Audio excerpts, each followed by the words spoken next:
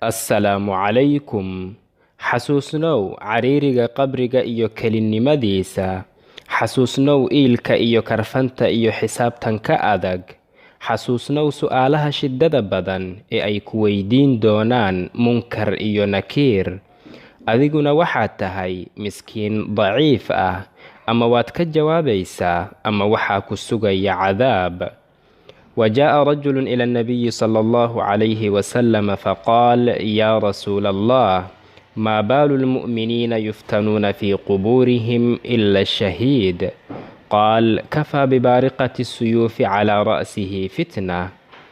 ننبأ يمد نبي صلى الله عليه وسلم مركز بوكيري رسولك إلهيو، maxaa ugu wacan mu'miniinta, maxaa loogu imtixaamayaa qabriyadooda dhexdooda markii laga reebo shahiidka? Wuxuu rasuulku sallallahu calayhi wasallam ku yidhi, qofka mujaahidka ah seefaha isku dhacooda oo ka yeeraya madaxiisa korkiisa ayaa imtixaan ugu filan. Shahiidka laguma imtixaamo qabrigiisa, waxbana lama weydiiyo, maxaa yeelay wuxuu naftiisa u soo hibeeyey alle dartiisa subxaanahu wa tacaala. Iimaankiisa iyo ka runsheegistiisuna waa ay caddahay. Su'aalaha qabrigana waxay qofka mu'minka dhabta ah u yihiin imtixaan lagu tijaabinayo iimaankiisa si looga sooco kan munaafiqa ah. Sugnaanshaha qofka shahiidka ah ku hor sugnaado seefaha isku dhacooda iyo cododkooda iyo argagaxooda waxay daliil cad u yihiin ka runsheegistiisa iimaanka iyo alle jacaylkiisa subxaanahu wa tacaala.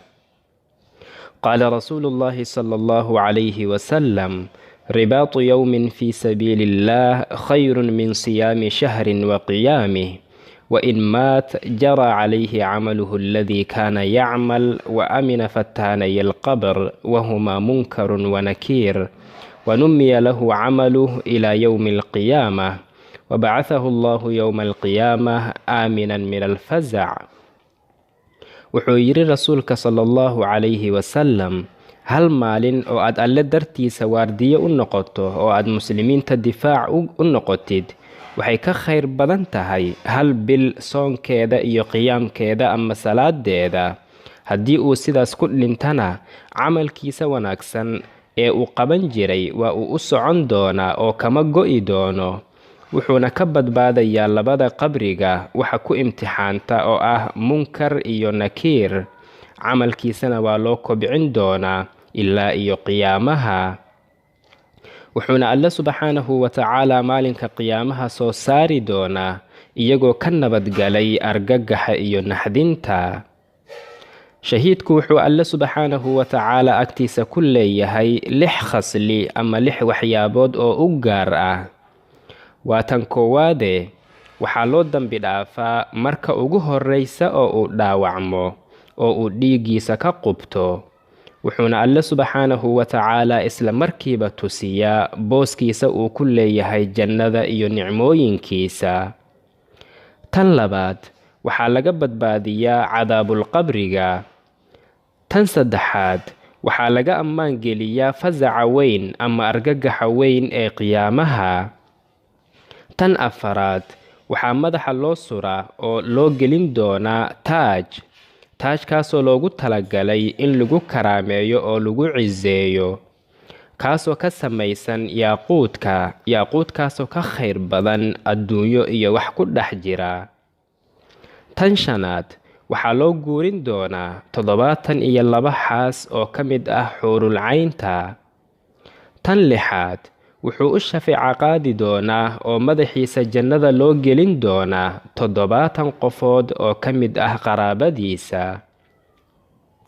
allena wuxuu yidhi subxaanahu wa tacaala: ina allaha ishtaraa min almu'miniina anfusahum wa amwaalahum bianna lahum aljanna yuqaatiluuna fii sabiili illah fayaqtuluuna wayuqtaluun وعدا عليه حقا في التوراة والإنجيل والقرآن ومن أوفى بعهده من الله فاستبشروا ببيعكم الذي بايعتم به وذلك هو الفوز العظيم. wuxuu alle subxaanahu wa tacaalaa mu'miniinta ka iibsaday nafafkooda, maxaa yeelay waxay ku helayaan jannada iyo wuxuu alle subxaanahu wa tacaalaa ugu dhex diyaariyey oo nicmooyin iyo barwaaqo ah. waxayna ku helayaan bixinta ay nafafkooda iyo maalkooda ku bixiyeen jihaad iyo fii sabiilillaah iyo la dagaalanka cadowga alle subxaanahu wa tacaalaa, iyo si ay kor ugu qaadaan kelimada towxiidka. wuxuuna alle subxaanahu wa tacaalaa sidaas ku ballan qaaday towraadkii lagu soo dejiyey nebi muuse calayhi salaam, iyo injiilkii lagu soo dejiyey nebi ciise calayhi salaam, iyo qur-aanka oo lagu soo dejiyey nebiyuna muxamed calayhi salaatu wassalaam. mana jiro axad alle uga ballan oofin badan qofkii oofiya wuxuu alle subxaanahu wa tacaalaa kula ballamay. mu'miniinta haddii aad tihiin ku farxa oo muujiya farxaddiina, aad ku faraxsan tihiin beeca aad alle subxaanahu wa tacaalaa la gasheen iyo ballanqaadidii uu alle subxaanahu wa tacaalaa idiin ballanqaaday oo ah jannadiisa iyo raalli ahaanshihiisa subxaanahu wa tacaalaa. taasina waa liibaan aad u weyn.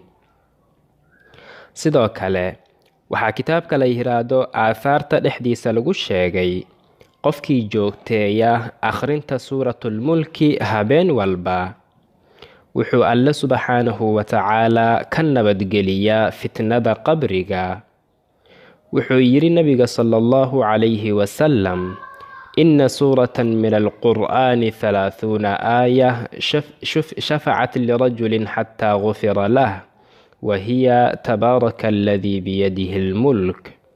wuxuu yidhi suurad ka mid ah qur'aanka oo 30 aayad ah ayaa nin u shafeeco qaaday ilaa looga dambi dhaafay. suuraddaasuna waa suuratu tabaaraka aladii biyadihi lmulk, ayuu yidhi nabiga sala allahu calayhi wasalam. suuratu tabaarak waxay leedahay fadli aad u weyn iyo ajir aad u fara badan alle agtiisa subxaanahu wa tacaalaa. sidoo kale qofkii geeriyooda habeenka jimcaha ama maalinkeeda, wuxuu alle subxaanahu wa tacaalaa ka badbaadiyaa fitnada qabriga. facan cabdullaahi bni cumar bn alcaas radia allaahu canhumaa qaal, wuxuu cabdullaahi bnu camr bn alcaas allaha ka raalli noqday laga wariyey inuu yidhi: qaala rasuulu llaahi sala allahu calayhi wasalam, wuxuu yidhi rasuulka alle sala allahu calayhi wasalam: maa min muslimin yamuutu yowma aljumca aw leylata aljumca ilaa waqaahu allahu min fitnati alqabr. ma jiro qof muslim ah oo geeriyooda maalinka jimcaha ama habeenka jimcaha ilaa wuxuu alle subxaanahu wa tacaalaa ka badbaadiyaa fitnada qabriga ama su'aalaha qabriga. dhimashada maalinka jimcaha ah ama habeenka jimcaha ah waxay ka mid tahay khaatumo wanaagga. wuxuu alle subxaanahu wa tacaalaa qofka muslimka ah ka badbaadinayaa fitnada qabriga, wuxuuna ka xifaadinayaa cadaabkeeda iyo su'aasheeda. alle ayaana dejinayaa si uusan uga argagaxin labada malag. wacan cabdullaahi bnu yasaar radia allaahu canhu qaal, allaha ka raali noqday waxaa cabdullaahi ibnu yasaar laga wariyey inuu yidhi: kuntu jaalisan wa sulaymaanu binu suradin wa khaalidu binu curfuta. waxaan la fadhiyey sulaymaan binu surad iyo khaalid binu curfuta. fadakaruu anna rajulan tuwafiya maata bibatni. waxay sheegeen in nin uu geeriyooday oo uu u geeriyooday calool xanuun. faidaa humaa yashtahiyaani an yakuunaa shuhadaa'a janaasatih. labadoodana waxay doonayeen in ay ka qayb qaataan oo ay raacaan janaasadiisa. faqaala axaduhumaa lilaakhar, markaas buu midkood kan kale ku yidhi: alam yaqul rasuulullaahi sala allahu calayhi wasalam, rasuulka alle sala allahu calayhi wasalama sooma uusan dhihin: man yaqtuluhu batnuh falan yucadiba fii qabrih. qofkii calool xanuun u dhinta laguma cadaabo qabrigiisa. faqaala alaakhir balaa, markaas buu kan kalena ku yidhi balaa ama haa. qofka calool xanuun u dhintaa waxaa loo ictibaaraa in uu shahiid yahay. shuhadadana alle subxaanahu wa tacaalaa ayaa ku nabadgeliya qabriyadooda dhexdooda.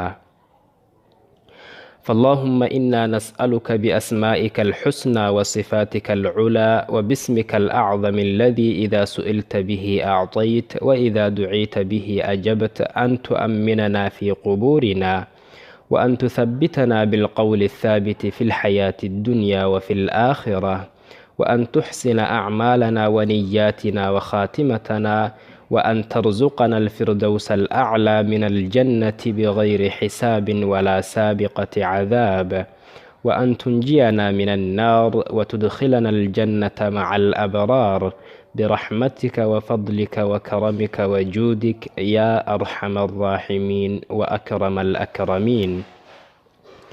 daawadayaashayda sharafta leh, waxaan filayaa inaad ka wada faa'iidaysateen muuqaalkan. haddii aad ka faa'iidaysatay fadlan ha iloobin in aad like saarto oo aad la sii wadaagto asxaabtaada. haddii aad nagu cusub tahayna fadlan ha iloobin janalka inaad subscribe saarato si aad inoo dhiiro geliso, gambaleelkana furo si ay kuu soo gaaraan muuqaaladeena xiga. hada wallahu subxaanahu wa tacaala aclaa wa aclam. وصلى الله وسلم وبارك على سيدنا محمد وعلى آله وصحبه أجمعين. والسلام عليكم ورحمة الله وبركاته.